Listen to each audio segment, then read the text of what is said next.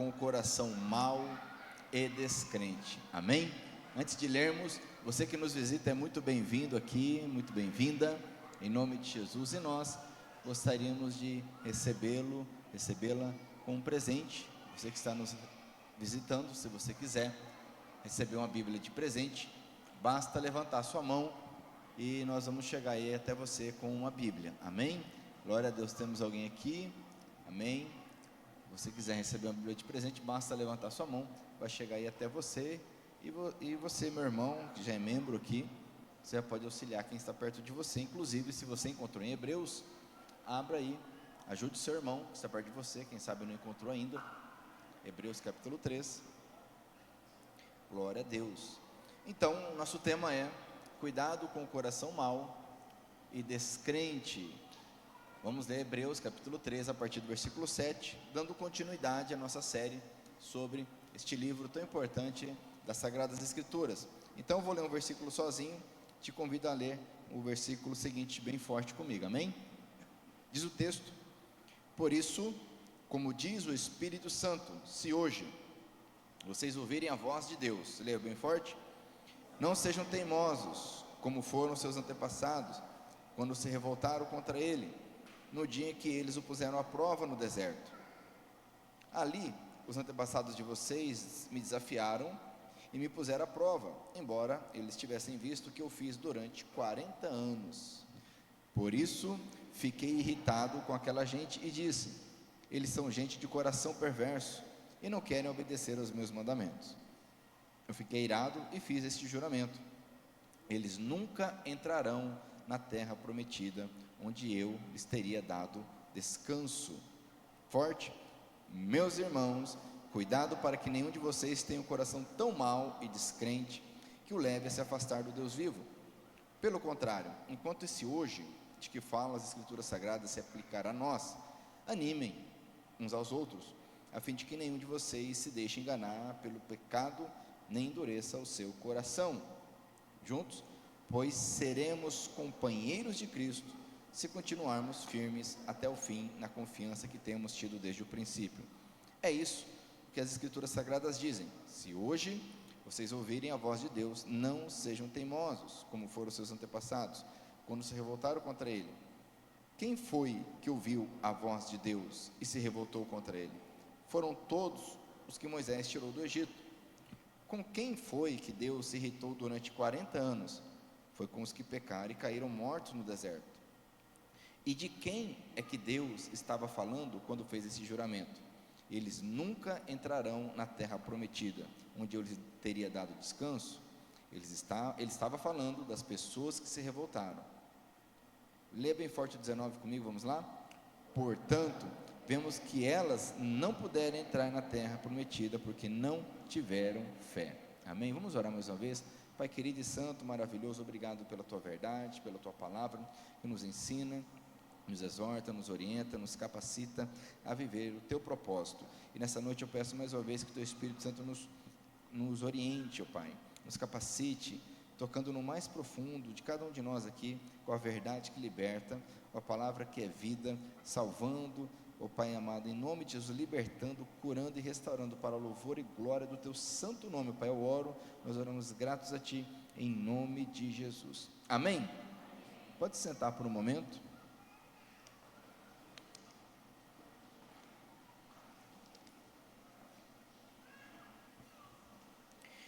Glória a Deus. Continuando aqui, amados, essa série, com base em Hebreus, o autor aqui continua, então, o seu raciocínio, que nós iniciamos semana passada, acerca do ministério de Jesus, o nosso Senhor e Salvador, que é muito, muito, muito superior ao que Moisés realizou em relação ao povo de Israel, conforme relatado nas Escrituras.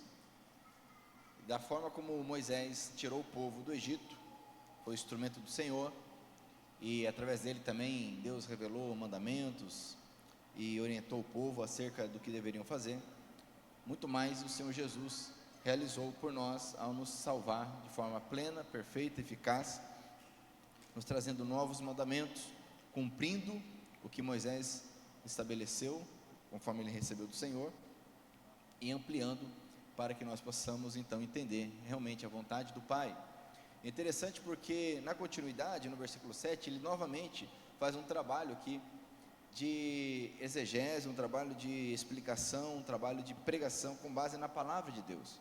Quando ele diz aqui no versículo 7, por isso, como diz o Espírito Santo, ele faz uma citação do Salmo 95, ele começa então a explicar o que está na segunda parte do Salmo 95, a partir do versículo 7 lá. E no Salmo 95 nós temos então um louvor ao Senhor, na primeira parte, na segunda parte uma exortação, um alerta, um cuidado. Conforme nós vemos aqui, então ele vai dizer, olha, dizendo ao povo de Israel, e isso se aplica à igreja, se aplica a nós.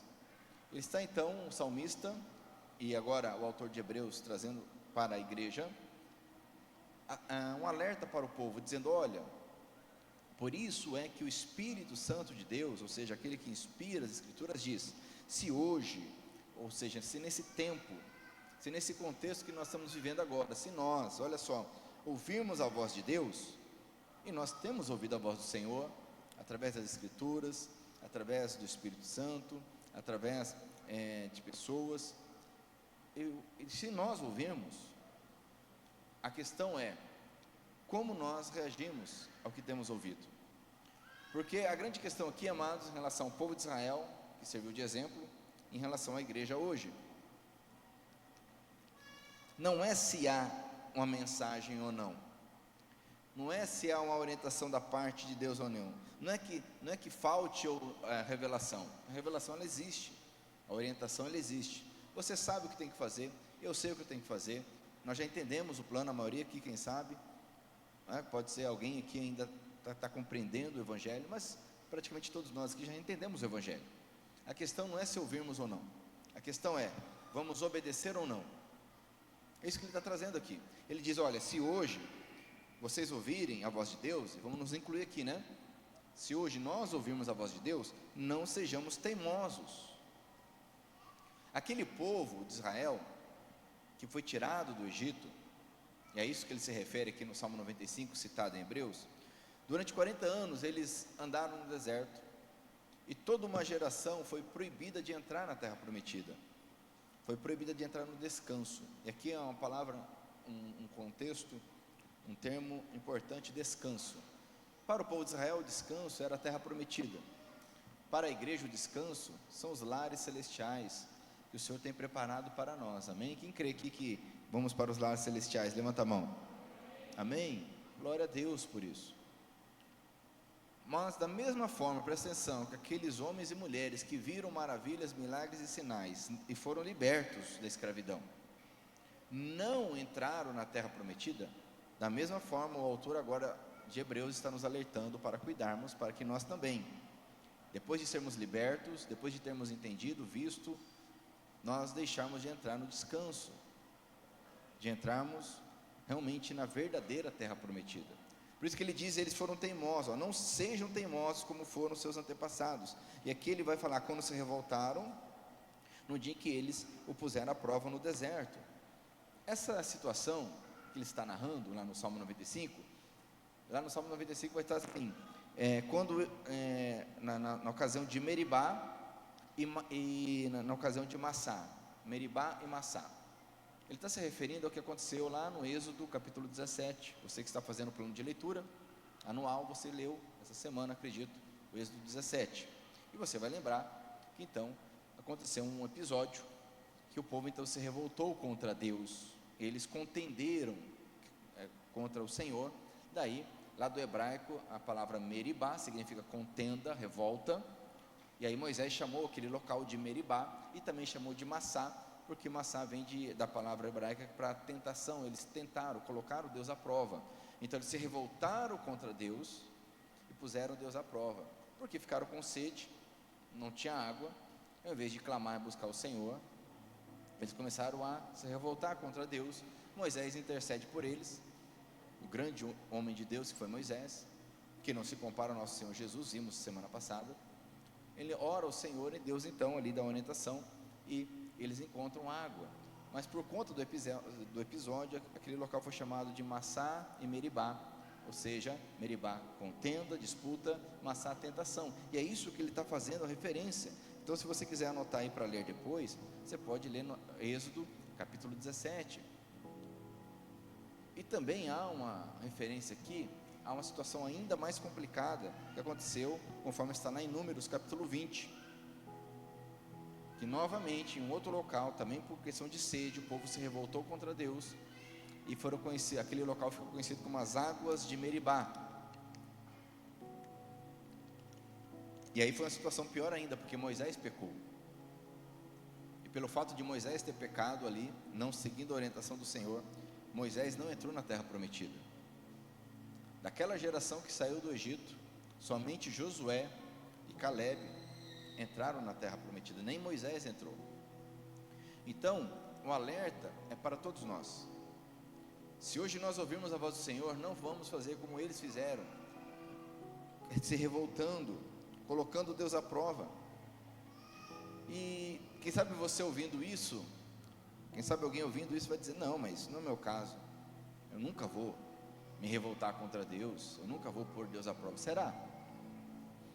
Sabe, amados, que há tantos alertas na palavra do Senhor em relação a isso, porque não raro nós nos revoltamos contra Deus e colocamos o Senhor à prova. Não que não seja possível ou errar, ou seja errado você questionar a Deus, orar a Deus, clamar a Deus, isso não é errado. O profeta Abacuque, por exemplo, ele orou questionando a Deus, por que Deus estava enviando juízo através dos babilônios sobre o povo de Judá. A questão não é essa, a questão é se revoltar. Você sabe o que você tem que fazer, você não aceita a orientação, você persiste na decisão, você persiste no relacionamento, você persiste no pecado, você persiste na teimosia, você se revolta contra o Senhor, e por conta disso coloca o Senhor à prova, como que dizendo: vamos ver se Deus realmente faz o que Ele fala que vai fazer. Essa atitude do nosso coração, nós precisamos atentar, que todos nós somos passíveis disso. Isso é tão interessante, porque o próprio apóstolo Paulo, ele vai escrever usando o mesmo exemplo do povo de Israel que caiu no deserto. Quer ver? Abra comigo a sua Bíblia lá em 1 Coríntios capítulo 10. Inclusive esse texto ele é muito conhecido por quem já fez o curso Ao Meu Máximo. Esse texto aqui ele fala dos 5 pecados que impediram o povo de entrar na terra prometida. Você que já fez o curso Ao Meu Máximo, você sabe quais são os pecados. Esses mesmos 5 pecados nos impedem hoje de entrar na terra prometida. Olha o que diz aqui em 1 Coríntios capítulo 10, a partir do versículo 6, Paulo faz uma comparação da nossa caminhada em relação à caminhada do povo, porque veja bem, a Bíblia vai nos revelar que o êxodo que aconteceu, a saída do povo de Israel do Egito, era um tipo, uma figura de algo muito maior, que o cordeiro que foi morto, para que o sangue fosse colocado na porta, presta atenção nisso, porque na Páscoa, no Êxodo, Deus instituiu a Páscoa e determinou: vocês vão matar um cordeiro, vão colocar o sangue nos umbrais da porta, vão ficar prontos e preparados, porque quando der meia-noite, o anjo da morte vai passar, vai exercer o juízo sobre o Egito, e vai passar sobre as casas que estiver o sangue, ele não vai tocar, e vocês vão estar preparados para sair marchando. E quando isso acontece, então eles saem e começam a marcha para sair do Egito. Isso é algo que fala de uma obra muito maior.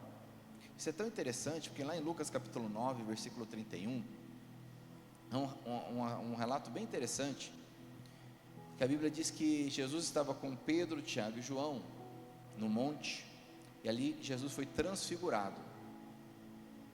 Mateus narra isso, Marcos narra isso, Lucas narra isso. Só que Lucas traz uma particularidade. Enquanto os 3 evangelistas vão dizer que enquanto Jesus estava ali, ele ficou tão branco e tão resplandecente como a luz do sol, apareceu Moisés e Elias ali, e eles conversavam com Jesus. Moisés representando justamente a lei, os mandamentos, essa antiga aliança, a primeira aliança, e Elias representando os profetas, testificando acerca de que Jesus é aquele dos quais os profetas falaram. Mas é interessante que dos 3 evangelistas, apenas Lucas vai registrar o que eles falavam. E Lucas, então, ele vai registrar o seguinte: que eles Moisés e Elias falavam acerca do êxodo de Jesus, de como ele deveria padecer em Jerusalém. Se você abrir sua Bíblia lá em Lucas 9:31, você vai perceber que a palavra êxodo não vai aparecer na tua Bíblia. Vai dizer lá que eles falavam sobre a morte de Jesus e como ele deveria padecer em Jerusalém. Mas no texto grego, a palavra é êxodo. A maioria, ou todos os tradutores para o português, colocam a morte de Jesus, para facilitar quem está lendo aí pela primeira vez. Mas o fato é que eles falavam sobre a partida, a saída de Jesus dessa escravidão, desse contexto, vencendo a morte, quando ele sofresse lá em Jerusalém. E então Jesus, como nosso êxodo, através dele nós saímos da escravidão. Então não é à toa que Paulo, esse autor aos Hebreus, Pedro, vai utilizar o exemplo do povo que saiu do Egito como um exemplo para a igreja. Quem está entendendo, diga amém. Por isso que olha só, o que Paulo vai escrever aqui em 1 Coríntios capítulo 10, versículo 6. Tudo isso aconteceu a fim de nos servir de exemplo. Olha que interessante, nos servir de exemplo, para nós não querermos ou cobiçarmos, conforme algumas traduções, coisas más como eles quiseram. Então o primeiro pecado aqui é a cobiça. Então eles cobiçaram, como o texto diz. Nem adorarmos ídolos, como alguns deles adoraram. Idolatria, segundo pecado.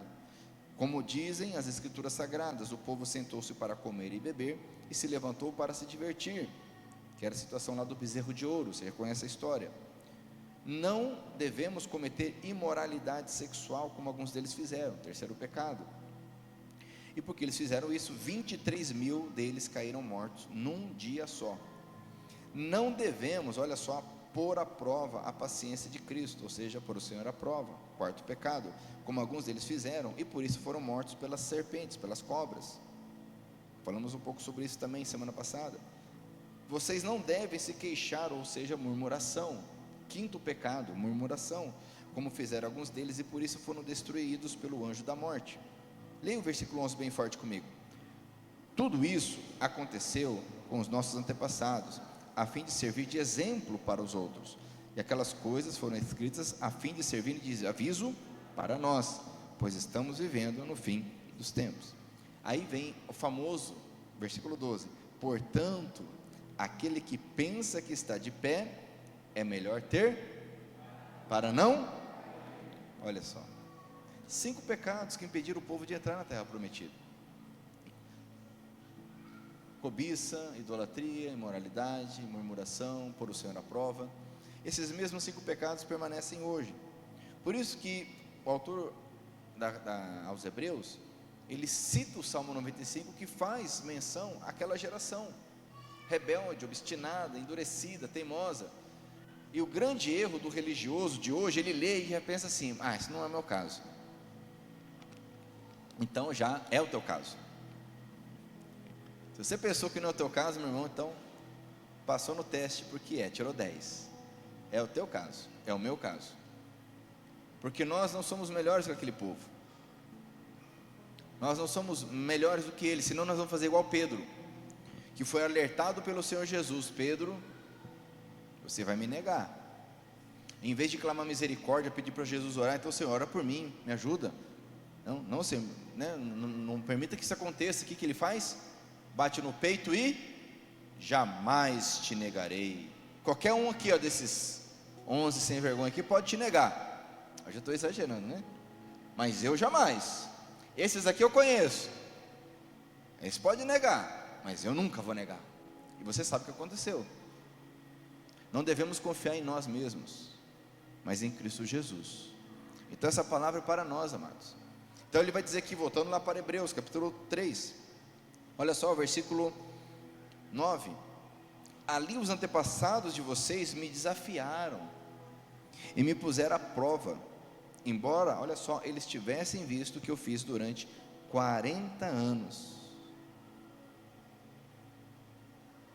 Por isso, olha só, Deus falando, fiquei irritado com aquela gente e disse: eles são gente de coração perverso, não querem obedecer aos meus mandamentos. Fiquei irado e fiz esse juramento. Olha só, Deus fez um juramento: eles nunca entrarão na terra prometida, onde eu lhes teria dado descanso. Quem quer entrar no descanso do Senhor aqui? Essa palavra é para nós, amados. Por isso que agora, o versículo 12 vai dizer: meus irmãos, cuidado. Está falando para os irmãos, para nós que cremos em Cristo. Não está escrevendo isso aqui para um incrédulo, para alguém que não tem compromisso com Deus, para alguém que anda desviado por aí. Está escrevendo aos irmãos. Nós cremos em Cristo, somos irmãos, amém? Fala para o teu irmão: somos irmãos em Cristo. E é para nós que está sendo escrito isso. É para mim, é para você. Meus irmãos, cuidado, para que nenhum de vocês tenha um coração tão mau e descrente, que o leve a se afastar do Deus vivo. Agora você imagine, amados, se aquele povo foi mal, desobediente, não entendeu o que Moisés estava liderando e recebeu o castigo de morrer no deserto, que dirá hoje, se nós endurecermos o nosso coração e não seguirmos o pastor e mestre das nossas almas, que é Jesus? Quão pior será para aquele que não abrir o seu coração, não perseverar andando no caminho do Senhor. Quem está entendendo aí, amém?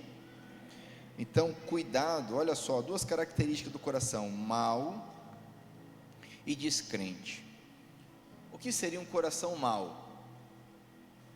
E aqui muitos caem no erro de entender que um coração mau está ligado necessariamente a alguém que faz maldade, alguém que mata criança, alguém que é traficante, alguém que rouba, engana, trai.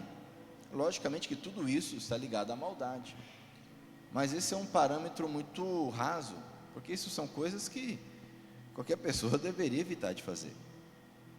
Qualquer ser humano médio, independente de Cristo, de Deus, não poderia fazer essas abominações. Mas o coração mau, que a Bíblia nos alerta para tomarmos cuidado, é um coração que não está cheio da bondade de Deus. E essa é a questão.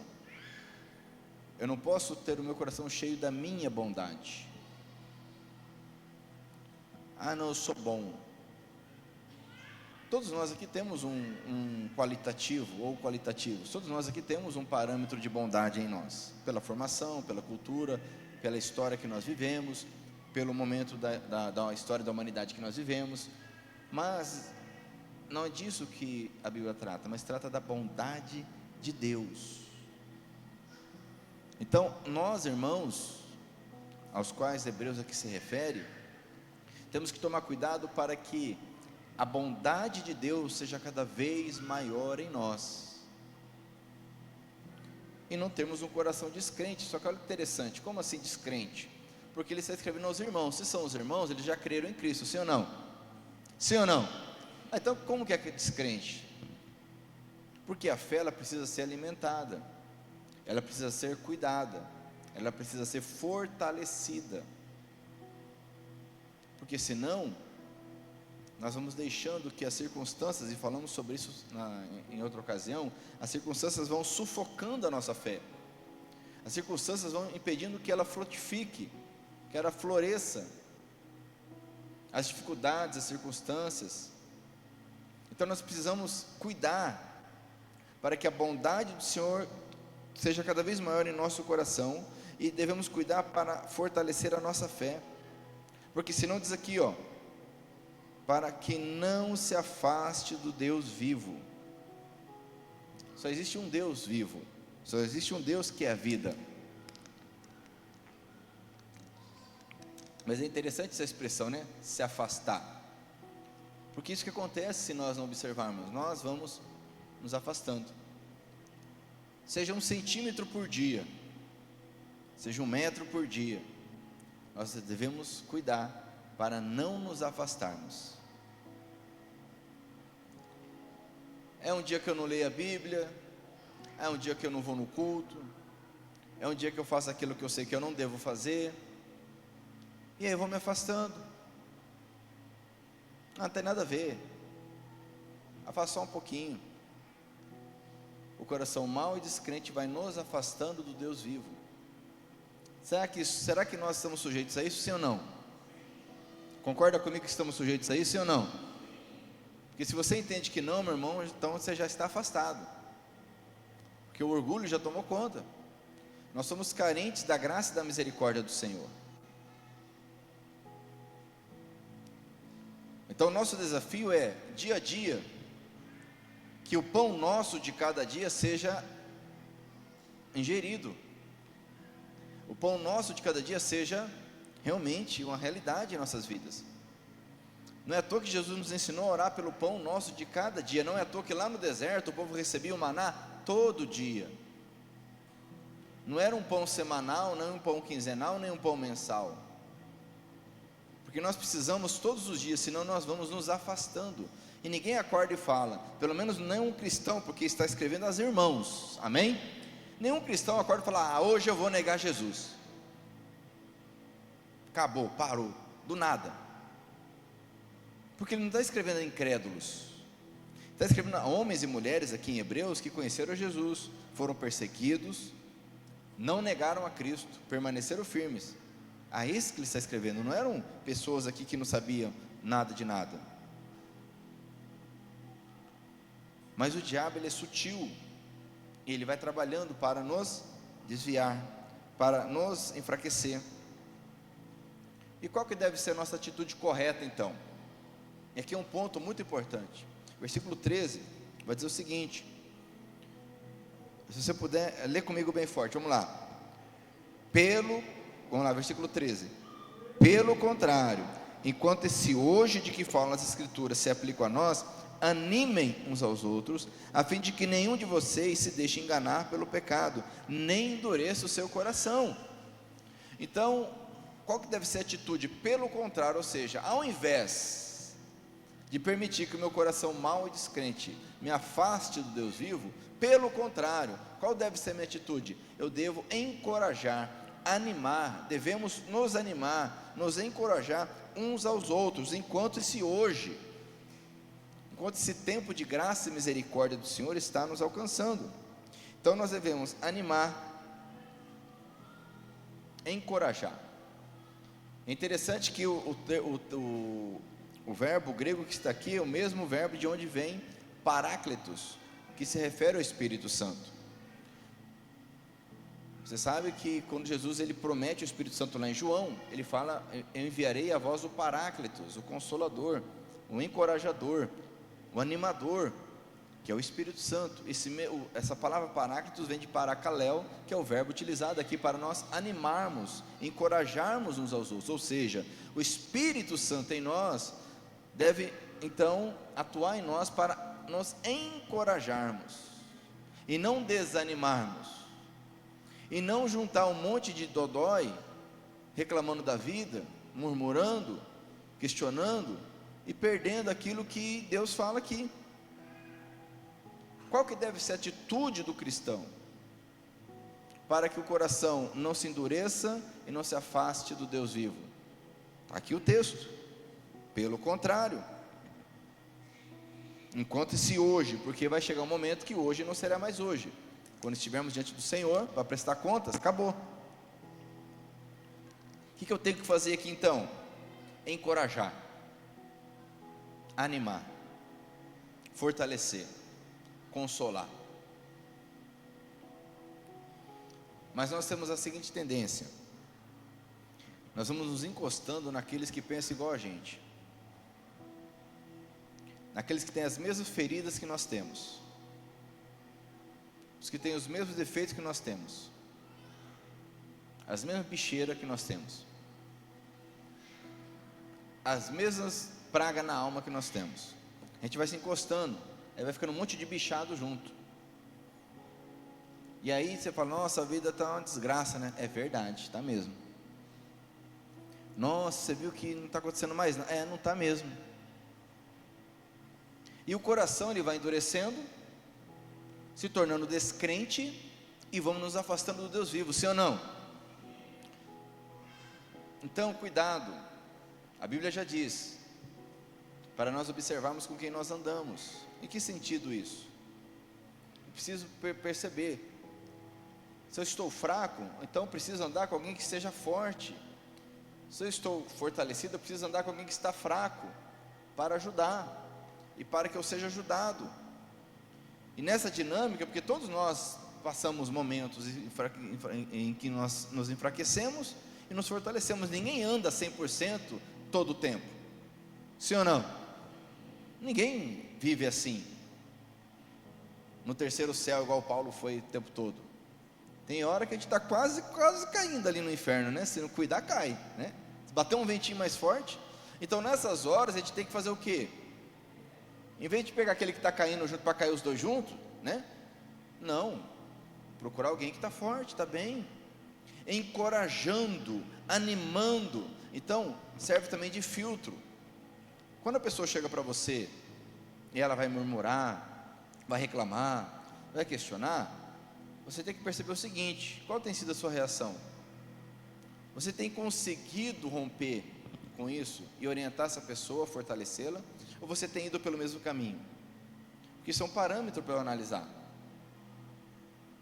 Porque é normal chegar alguém para você e vai questionar, vai reclamar, não está bem, não é o dia, está um mês difícil, está problema no casamento, está problema com o filho, no trabalho, é normal. Só que a questão é, eu me analiso, a pessoa chegou para mim aí, eu descambo junto para reclamar, para murmurar, para questionar. Falo, não, meu irmão, é assim mesmo, a Bíblia fala que nós passamos por provações, e bem-aventurado que passa por provações. Vamos orar por isso aí, Deus vai te ajudar, essa fase vai passar, e procura descobrir o que você está fazendo de errado, e Deus vai te capacitar. Quem está entendendo, diga amém. Porque senão o nosso coração, descrente e incrédulo, ele endurece, e nós nos afastamos do Deus vivo. Olha só, olha só que interessante aqui. Então, versículo 13 ainda: animem uns aos outros, a fim de que nenhum de vocês, nenhum de nós, se deixe enganar pelo perceba que o pecado ele engana.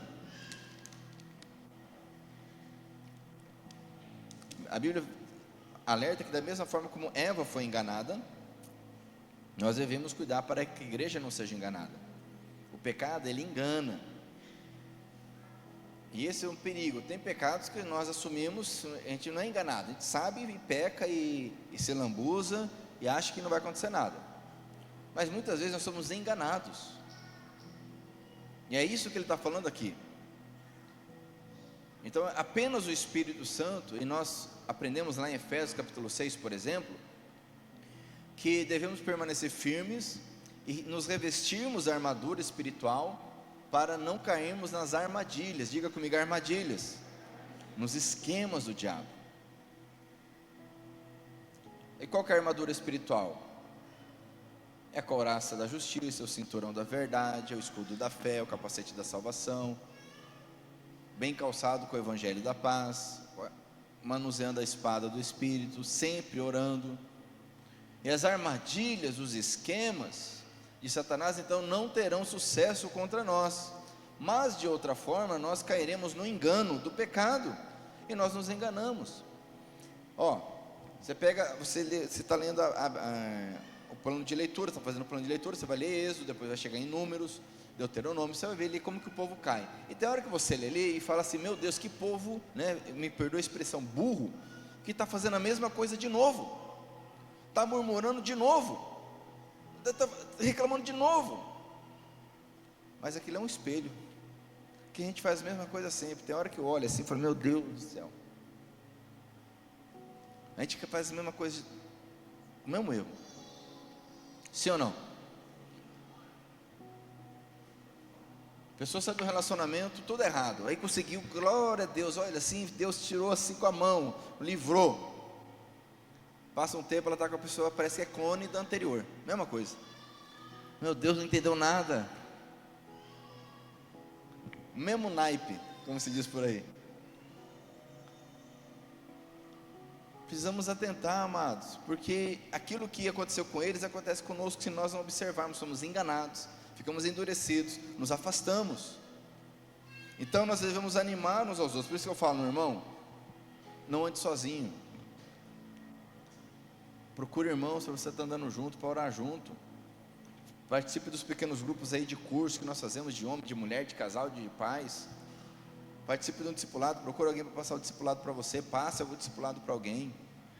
Vamos andar juntos, encorajando, não fique só no domingo, que no domingo nós não temos como fazer isso. Amém? Quem está entendendo? Diga glória a Deus. É difícil, mas é o caminho, amado, não tem outro caminho. E aí vem o versículo 14 de forma tão maravilhosa. Ou melhor, antes do 14, abre aí comigo em Hebreus capítulo 10.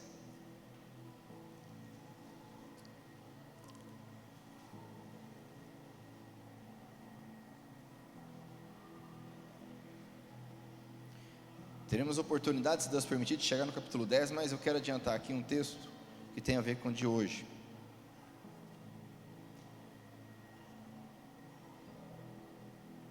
Versículo 22, olha só. Portanto, cheguemos perto de Deus, com o coração sincero e uma fé firme, com a consciência limpa das nossas culpas e com o corpo lavado com água pura. Olha só, guardemos firmemente a esperança da fé que professamos, pois podemos confiar que Deus cumprirá as suas promessas. Amém? Olha o 24, pensemos uns nos outros, a fim de ajudarmos todos a terem mais amor e a fazerem o bem. Lê o 25 comigo bem forte. Não abandonemos, como alguns estão fazendo, o costume de assistir às nossas reuniões. Pelo contrário, animemos uns aos outros, ainda mais agora que vocês veem que o dia está chegando. Então percebam, amados, a importância de andarmos juntos. E andar junto não é ficar indo na casa do outro. Pode até acontecer, você faz amizade com alguém, vai na casa, ótimo, perfeito, faz churrasco, toma tereré, não tem problema, mas não é disso que está falando, mas realmente caminharmos em Cristo Jesus. Voltando lá para Hebreus capítulo 3, versículo 14, vai dizer, olha só, que coisa maravilhosa, pois seremos companheiros de Cristo, se continuarmos firmes até o fim, na confiança que temos tido desde o princípio. Olha só, essa é a questão aqui, confiança, constância firme, seremos companheiros, participantes de Cristo, mas tem um C aqui, da mesma forma que falamos de um C, domingo passado, C, né, guardarmos, aqui diz C, continuarmos firmes. Sabe, meu irmão, que o mais importante não é começar bem, mas é terminar bem, amém? O mais importante, é ótimo você começar bem, perfeito, mas muito mais importante é terminar bem. Quem sabe você, em alguma área, não começou bem, quem sabe no casamento, quem sabe na caminhada com Cristo não começou bem, enfim, é lógico que isso traz uma série de repercussões, porém, muito mais importante é como nós vamos terminar, amém? É o que vai contar, que de nada adianta. Ezequiel capítulo 18 vai falar sobre isso, que se um justo, alguém que é justo, alguém que desde pequeno guarda os mandamentos, faz a vontade do Senhor e tal, e cresce nesse contexto, mas no final se desvia e morre, peca e morre, esse aí está morto. Mas ele vai dizer, se alguém é perverso, cresceu na perversidade, foi mal, não honrava a Deus, não guardava os mandamentos, mas se arrepende e volta para o Senhor, começa a andar com o Senhor e morre nesse contexto, e na verdade ele não morre, ele está vivo. Não importa como nós vamos terminar. Pergunta para o teu irmão, como você quer terminar, meu irmão? É importante porque os nossos fracassos, amados, têm que ser enterrados. Todos nós fracassamos em algum momento da vida, sim ou não? Todos nós fracassamos em algum momento da vida, em qualquer área que seja. Agora a gente não pode ficar preso ao fracasso, enterra ele, fracassou, se arrepende, vê onde caiu, levanta e, pelo amor de Deus, vai fracassar no mesmo lugar de novo, enterra ele, amém? que Deus é bom e misericordioso e nos perdoa. A questão é como nós vamos terminar. Por isso que ele diz aqui, ó, se continuarmos firmes até o fim, na confiança que temos tido desde o princípio, amém? Olha só, os israelitas viveram a Páscoa ali, o anjo não passou, não matou nenhum deles. Antes disso eles viram as pragas no Egito, aí saíram, atravessaram o Mar Vermelho, havia uma coluna de fogo à noite conduzindo eles, sombra à noite, durante o dia, maná. Eles começaram super bem, não tinha como começar melhor. A igreja não começou tão bem quanto eles, se for analisar, em sinais e maravilhas. Teve o Pentecostes, derramaram ali, certo? Mas foi algo local em Jerusalém ali, mas não foi todo um povo que saiu da escravidão de uma vez, saindo e Deus na frente, e anjo do Senhor, imagina, começaram muito bem, mas morreram no deserto. Trazendo para os nossos dias, né? Morreram na praia, nadaram, morreram na praia. Fala para o teu irmão, não morra na praia, meu irmão. Devemos permanecer firmes, atentos.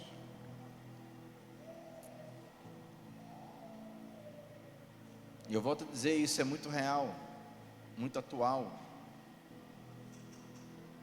Agora, nós temos alguém muito superior a Moisés nos conduzindo, muito superior. Apesar de Moisés falar com Deus face a face, nós temos aquele que é o próprio Deus. Nós temos o bom pastor, nós temos nosso Senhor Jesus o Cristo, apóstolo e sumo sacerdote, como nós vimos no domingo passado. O enviado do Pai é o nosso grande sacerdote. Olha só, continuando aqui, Hebreus capítulo 3, ele insiste, novamente ele fala do texto, olha só, é isso que as escrituras sagradas dizem: se hoje vocês ouvirem a voz de Deus, não sejam teimosos, como foram os seus antepassados, quando se voltaram contra ele. Ele traz a memória, novamente. Mas a chave aqui, amados, ele vai dizer no versículo 19, olha só: portanto, vemos que aquelas pessoas, não puderam entrar na terra prometida, não entraram no descanso, porque não tiveram fé. Aí eu lhe pergunto, mas o que é fé? E de onde vem a fé? Não é à toa que todo o capítulo 11 de Hebreus vai tratar sobre a fé, porque sem fé, diz o capítulo 11, é impossível agradar a Deus. Sem fé é impossível agradar a Deus. Só que fé não é crendice, né? O brasileiro, né, o brasileiro médio, ele tem muita crendice, ele tem muita facilidade em acreditar qualquer coisa, seja contexto cristão, não cristão, uma religiosidade muito latente pela nossa herança histórica, pela nossa cultura. Mas isso não é fé. A fé genuína, ela tem uma origem muito clara, conforme a Bíblia ensina, e ela precisa ser buscada. A fé, ela precisa ser originada, ela precisa ser provada. Então, para que eu entre no descanso e você entre no descanso, para que nós sejamos como aquele povo, nós temos que ter fé, e não apenas ter fé, a nossa fé precisa ser provada. Abra comigo a sua Bíblia em Romanos capítulo 10.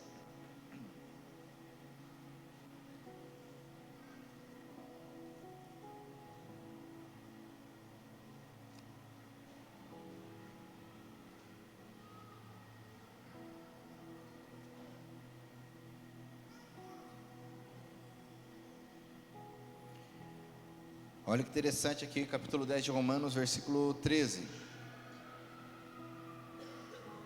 Como dizem as escrituras sagradas, todos que pedirem a ajuda do Senhor serão salvos. Amém? Olha só, você crê nisso? Todos que pedirem ajuda do Senhor serão salvos, amém? Você crê nisso? Mas aí Paulo questiona, olha só, mas como é que as pessoas irão pedir, se não crerem nele? E como poderão crer, se não ouvir a mensagem? E como poderão ouvir, se a mensagem não for anunciada? É lógico, sim ou não, meus irmãos? Versículo 15, e como é que a mensagem será anunciada, se não forem enviados mensageiros? As escrituras sagradas dizem, como é bonito ver os mensageiros trazendo boas notícias. É claro, o versículo 16 diz, mas nem todos aceitam a boa notícia do Evangelho. Foi Isaías quem disse, Senhor, quem creu na nossa mensagem? Lê o 17 bem forte. Portanto, a fé vem por ouvir a mensagem, e a mensagem vem por meio da pregação a respeito de Cristo. De onde vem a fé? De onde vem a fé? Vir a mensagem. A respeito de quem? De Cristo. Por isso que nós somos enviados, né? Alguns irmãos participaram ontem do Descende, e os enviados, né? Esse ministério internacional que teve um evento aqui no Brasil, justamente com essa temática, ser enviado. Nós vimos que Jesus é o enviado da parte do Pai, ele é o apóstolo. A palavra apóstolo significa enviado, alguém enviado na autoridade de alguém. Porque se nós não formos enviados para pregar, como que as pessoas vão ouvir? E se não ouvir, como vão ter fé? Se não tem fé, não é salvo, não entra no descanso. Agora, todos nós temos fé, sim ou não? Porque nós já ouvimos a mensagem, sim ou não? Se alguém aqui porventura nunca tivesse ouvido a mensagem, está ouvindo agora. Então isso vai gerando em nós fé, uma fé genuína, uma fé baseada em Cristo Jesus. Mas a nossa fé, ela precisa não apenas existir, precisa ser provada. Diga assim: a minha fé precisa ser provada. Abra comigo a sua Bíblia lá em 1 Pedro, capítulo 1. Isso que muitos não entendem, muitos desanimam, abandonam. Muitos endurecem o coração, se revoltam contra Deus.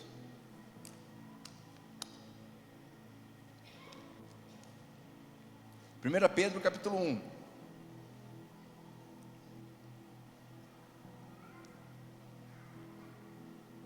Olha que coisa linda isso aqui, versículo 3. Pedro, depois de restaurado por Jesus, recebeu o Espírito Santo lá no Pentecoste. Olha só aqui, versículo 3: louvemos, aleluia, louvemos ao Deus e Pai do nosso Senhor Jesus Cristo. Por causa da sua grande misericórdia, Ele nos deu uma nova vida pela ressurreição de Jesus Cristo. Por isso nosso coração está cheio de uma esperança viva. Olha só, assim esperamos possuir as ricas bênçãos que Deus guarda para o seu povo. Ele as guarda no céu, onde elas não perdem o valor e não podem se estragar nem ser destruídas. Olha só, essas bênçãos são para vocês que por meio da fé, quem tem fé aqui diga amém. Por meio da fé são guardados pelo poder de Deus para a salvação que está pronta para ser revelada no fim dos tempos. Amém? Mas não para aqui, você já tem a fé, mas ele continua dizendo: olha só, alegrem-se por isso, se bem que agora é possível que vocês fiquem tristes por algum tempo, por causa dos muitos tipos de provações que vocês estão sofrendo. Quem está passando por dificuldade aqui? Quem sabe você não está passando agora por dificuldade, mas passou esses dias, ou vai passar daqui a uns dias. Todos nós passamos por dificuldades e provações, sim ou não? Lógico.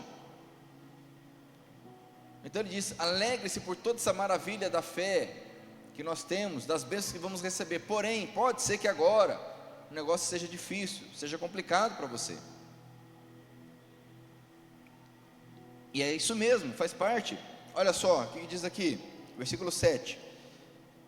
Essas provações são para mostrar que a fé que vocês têm é verdadeira, amém? Não é falsa. Pois até o ouro que pode ser destruído é provado pelo fogo. Da mesma maneira, olha só, da mesma maneira, a fé que vocês têm, que vale muito mais do que o ouro, olha o que diz aqui, precisa ser, para que continue, a nossa fé precisa ser provada, meus irmãos. Não é uma escolha. Não é uma escolha. Diz aqui: a nossa fé precisa ser provada para que continue firme, e assim vocês receberão aprovação, glória e honra no dia em que Jesus Cristo for revelado.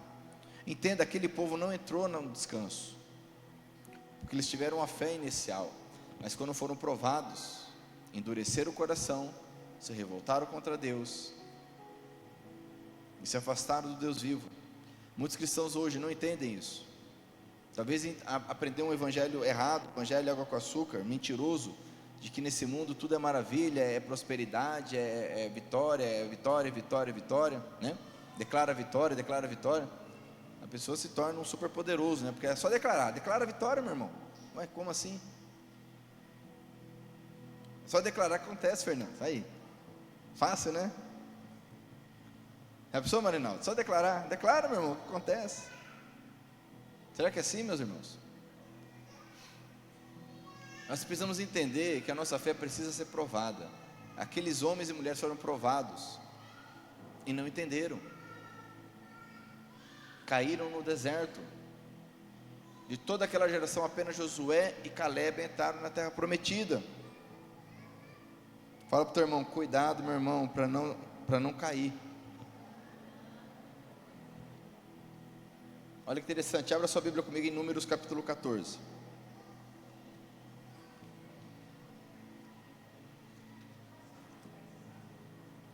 Números 14. Números narra o povo no deserto. E aqui é a virada, quando eles se arrebentam de vez aqui.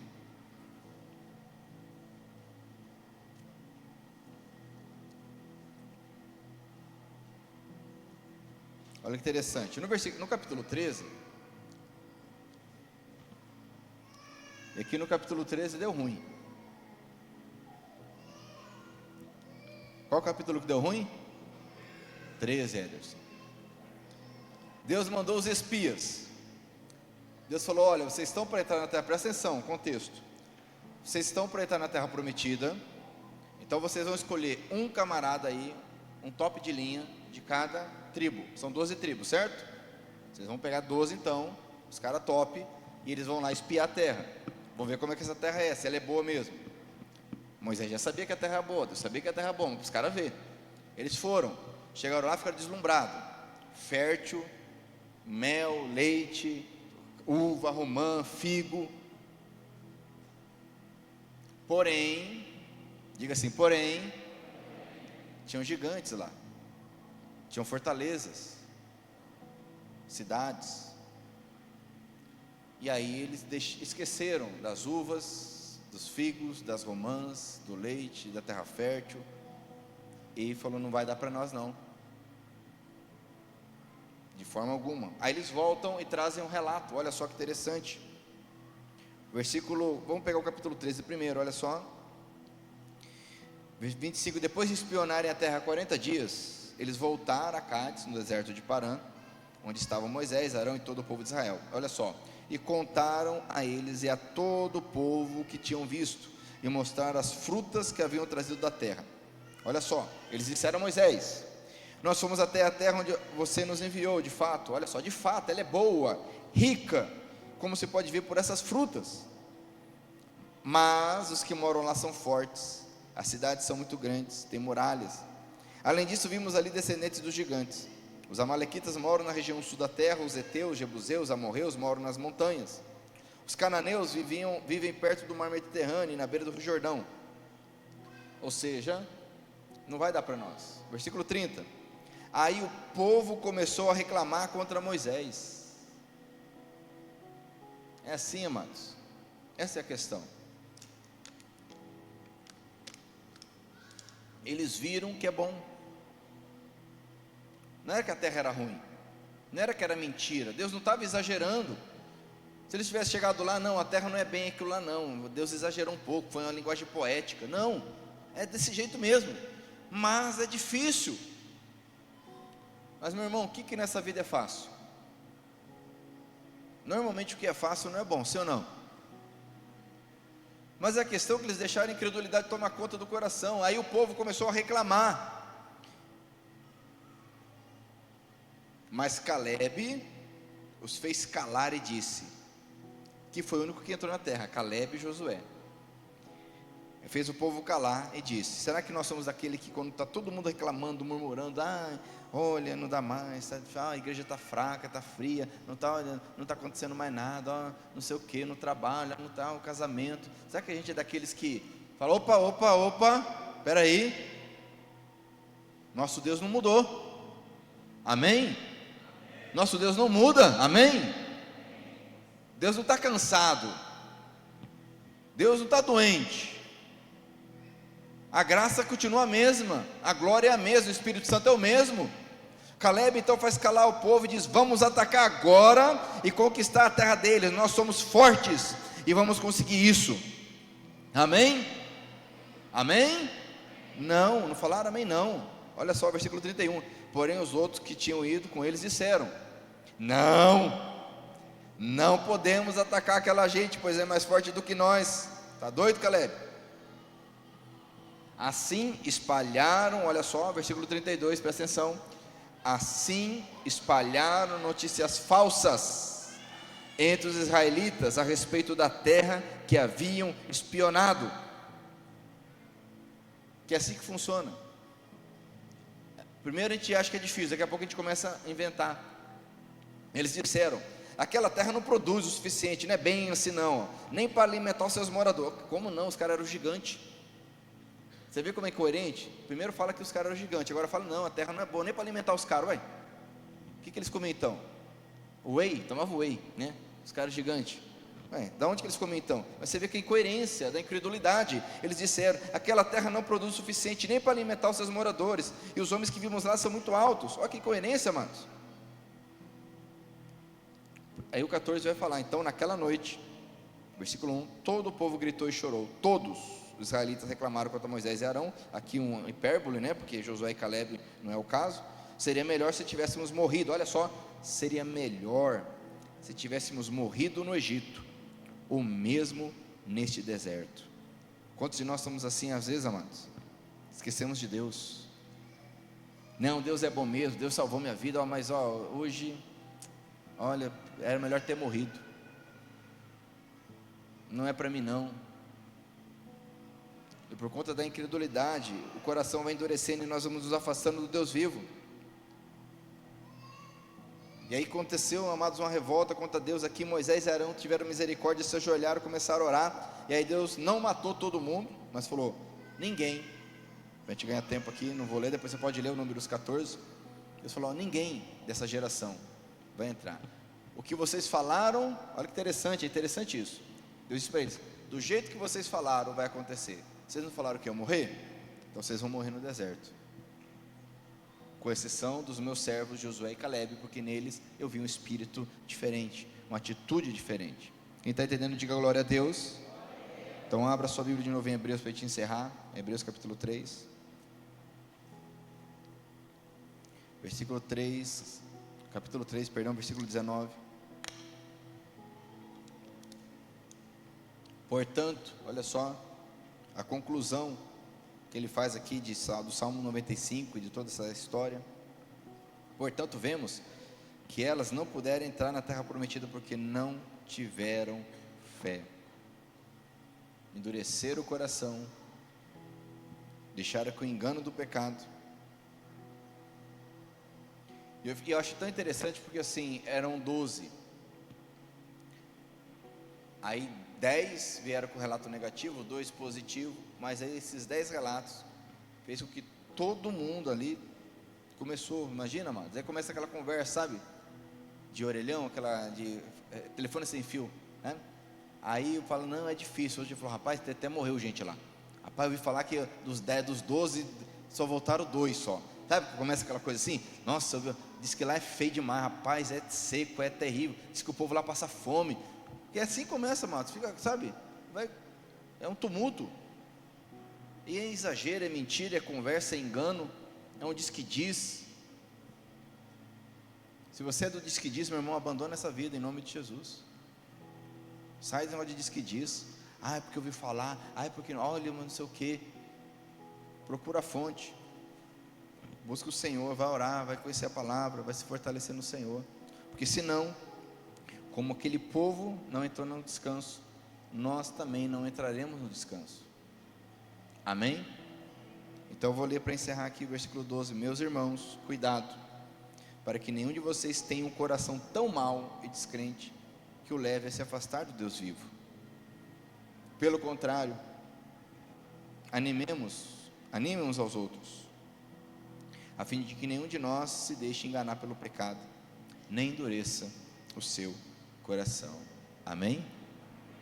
Se você entendeu essa mensagem, você percebe que ela é viva para você, quiser orar, fique de pé, vamos orar agora.